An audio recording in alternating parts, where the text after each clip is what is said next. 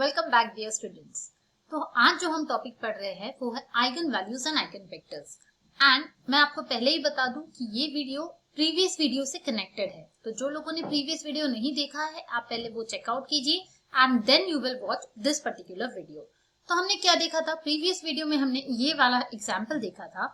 इसमें मैंने आपको डिटेल में एक्सप्लेन किया हुआ है कि how to find the eigen values and eigen vectors for this particular matrix. अब होता क्या है बच्चों, एग्जाम में इसी टाइप के क्वेश्चंस आते हैं एंड डेफिनेटली क्वेश्चन आएगा। मैं आपको बार बार बोल रही हूँ 6 मार्क के लिए आपको क्वेश्चन आने ही वाला है एग्जाम में, ठीक है।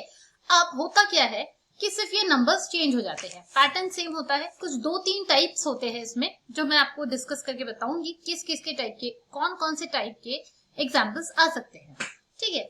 तो हमने देखा था प्रीवियस वीडियो में कि इसको आपने इस तरीके से सॉल्व किया था। हमने पहले आइगन वैल्यूज निकाली थी। ये जो लैम्डा होता है इसको बोला जाता है आइगन वैल्यूज।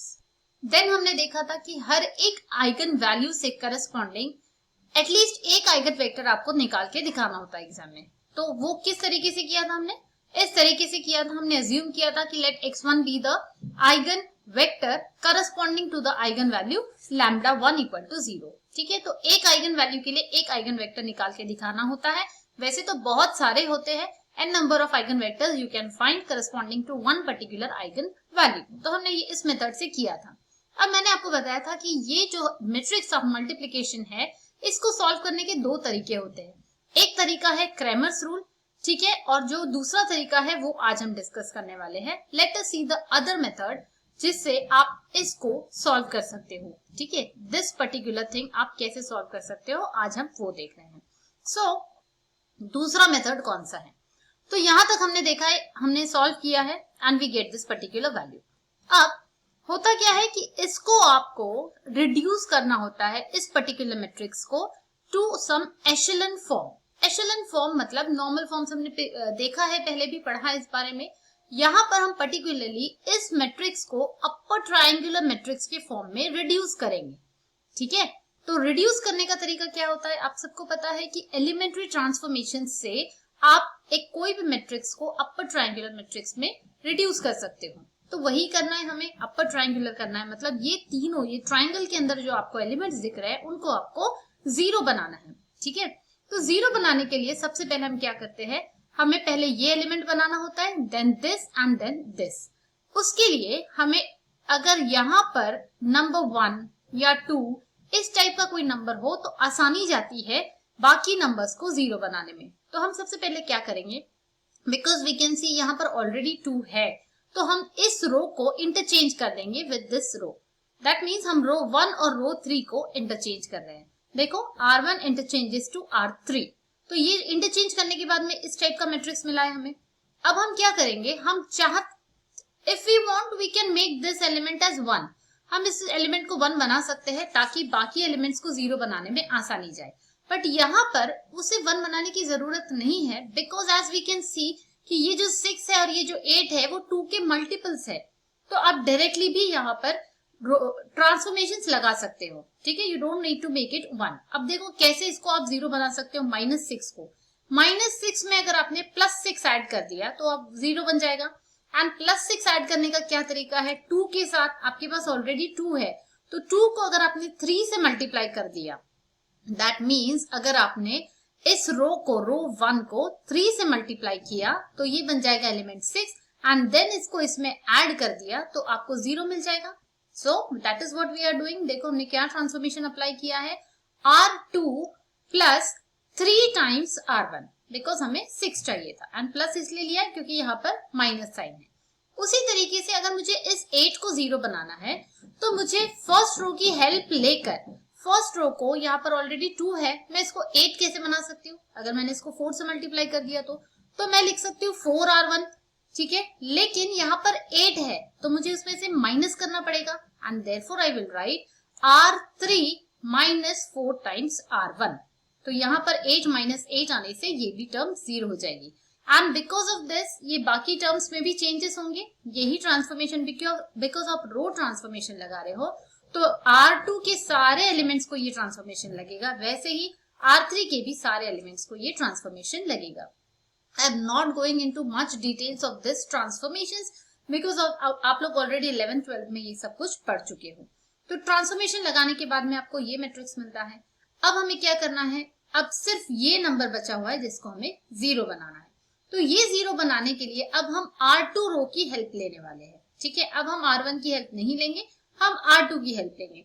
तो व्हाट इज द ट्रांसफॉर्मेशन जो आप लगा सकते हो, देखो यहाँ ऑलरेडी 5 है तो हम इसको 2 से मल्टीप्लाई कर सकते हैं एंड इसको R3 में ऐड कर सकते हैं। 2 से मल्टीप्लाई करने के बाद में आपको 10 मिल जाएगा and 10 minus 10 will give you 0। So in the next page will see, देखो ट्रांसफॉर्मेशन हमने क्या लगाया है, R3 में हमने ऐड किया है, पहले R2 को 2 से मल्टीप्लाई किया है एंड उसको R3 से ऐड कर दिया है। So we get this transformation.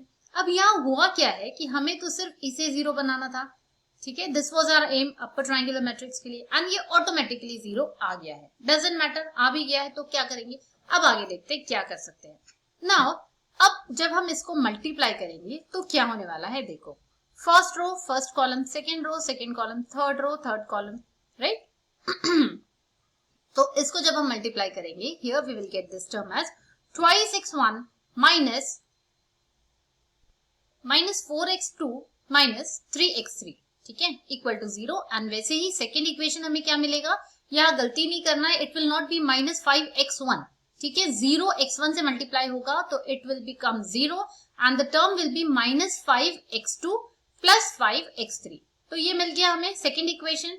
अब तीसरा इक्वेशन तो यहाँ मिलेगा नहीं, हमें सिर्फ 2 ही इक्वेशंस मिलने वाले हैं।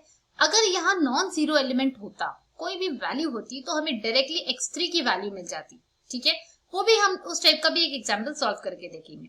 तो यहाँ क्या हो रहा है कि x3 वैनिश हो रहा है, हमें x3 नहीं मिल रहा है, हमें 2 इक्वेशंस मिल रहे हैं जिसमें यहाँ फर्स्ट इक्वेशन में x1 x2 x3 तीनों है एंड सेकेंड इक्वेशन में वी आर गेटिंग, जब हम इसको रिड्यूस करते हैं, देखो -5 से अगर आपने डिवाइड कर दिया थ्रू आउट तो हमें ये इक्वेशन मिलेगा एंड इससे हमें मिलता है x2 इक्वल टू x3। अब क्या हो रहा है कि हमारे पास x3 वैनिश हो गया है, तो x3 को हम एक आर्बिट्री वैल्यू असाइन कर देंगे एंड हम बोलेंगे चलो मान लेते हैं कि k is that particular value which is assign. तो हमने इसको एक नाम दे दिया k, आर्बिट्री वैल्यू। ठीक है, k देने के बाद में अगर x3 k है तो हमें बाकी की भी वैल्यूज को k के टर्म्स में निकालना है। बाकी मतलब x1 और x2 को हमें k के टर्म्स में निकालना है। तो अब x2 क्या होगा, बिकॉज x3 k है तो x2 भी k हो जाएगा एंड ये दोनों की वैल्यूज जब इक्वेशन 1, अगर मैंने इसको इक्वेशन 1 बोल दिया, यहाँ पुट करने के बाद x2 की जगह k एंड x3 की जगह k डालने के बाद में मुझे x1 की भी वैल्यू मिल जाएगी in terms of k and वो आती है k by 2। तो once I get the values of x1 x2 and x3, तो मैं आप डायरेक्टली लिख सकती हूँ capital X1 is equal to k1 by 2 k and k, जैसे हमारे प्रीवियस इसमें मिला था, एग्जाम्पल में हमने किया था। हमें इसी टाइप से इसको सोल्यूशन लिखना होता है। Eigen vector is this is the required eigen vector. ठीक है, और इसी की पर्टिकुलर वैल्यू अगर निकालनी पड़ी तो हम क्या कर सकते हैं, k इक्वल टू 1 पुट कर दीजिए। यहाँ पे जब k इक्वल टू 1 पुट कर दोगे तो आप बोल सकते हो x1 is, it will become 1 by 2 1 and 1। तो ये मिल गया एक particular eigen vector corresponding to the eigen value lambda equal to 0। ऐसे आप बहुत सारे आइगन वेक्टर्स निकाल सकते हो, बट एग्जाम में एक आपको जनरल लिखना है, मतलब k की फॉर्म में लिखना है, और एक आप k इक्वल टू 1 पुट करके दिखा सकते हो।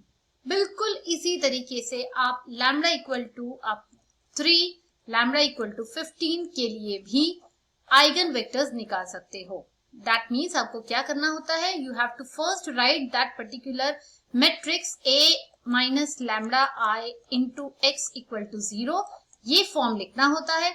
उसके बाद में इस मैट्रिक्स A को आपको रिड्यूस करना होता है अपर ट्रायंगुलर फॉर्म में, मतलब ये तीनों को 0 बनाना होता है एंड देन उस accordingly you can get the values of x1 x2 and x3। तो ये एक तरीका है, कौन सा तरीका, to reduce the matrix into echelon form या अपर ट्रायंगुलर फॉर्म, जिससे कि आप आइगन वेक्टर्स निकाल सकते हो। और दूसरा तरीका कौन सा है, जो हमने प्रीवियस वीडियो में देखा था, जिसमें हमने यूज किया था Cramer's rule to find the values of x1 x2 and x3। तो यहाँ पर मैंने आपको दोनों तरीके बता दिए हैं, आपको जो भी इजी लगता है आप वो एग्जाम में यूज करके सॉल्व कर सकते हैं। Okay, so this is all about this particular example and I hope आप अपने चैनल को सब्सक्राइब जरूर कर लिया होगा, because I can guarantee you this will be very very helpful for you all for your exam, from your exam point of view. ठीक है, मिलते हैं नेक्स्ट वीडियो में, उसमें कुछ अलग टाइप का एग्जाम्पल लेंगे। जैसे मैंने आपको प्रॉमिस किया है कि हम सारे टाइप्स के एग्जाम्पल कवर करने वाले हैं जो एग्जाम में आने के चांसेस है। ठीक है, so till then keep studying and be happy.